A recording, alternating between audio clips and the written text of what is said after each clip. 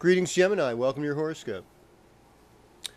So, looking at both sides of things is the Gemini way. We're in the third house Sun transit when we're in Leo time, so looking at all sides of the story.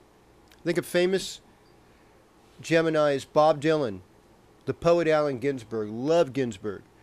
Ginsberg, in the late 50s, wrote poetry about nuclear weapons, homosexuality, heroin addiction, things that were so taboo, interracial marriage, all that kind of stuff, that, by the mid-70s, they were commonplace. But here's somebody, 17, 18 years before anybody could even talk about it, was writing about it. It's that third house observation, Bob Dylan, another famous Gemini, identifying with the criminal, with the minority, with the despised, with the hobo. That perception is part of what Mercury is good at. It's part of what Gemini is good at.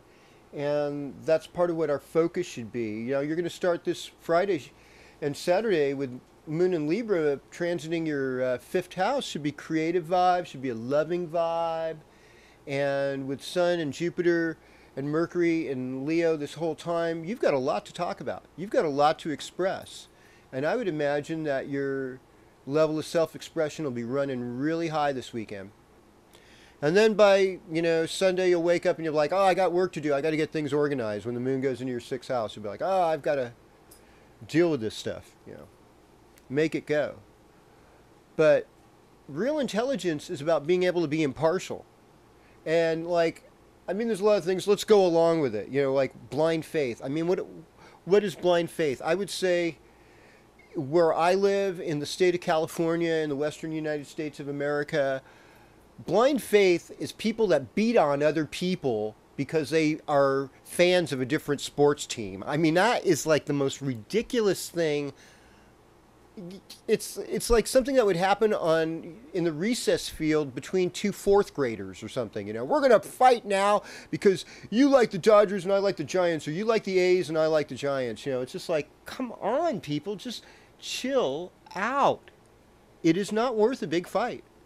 There are good players on all teams and they all deserve to be respected. And why do we have to make this anything about other than let's just appreciate that these people are working hard. And that's what it means. It's like teamwork. And we all face losses and wins as part of the human condition.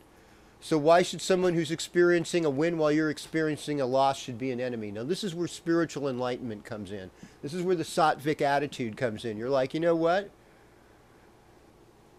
To win in some ways is really to lose. And to lose in some ways is actually to win. And it's like, why is that? Well, it's that when you don't have to be number one on top, there ain't nobody who's going to push you down. And when you are on top, everybody wants to get you off that top.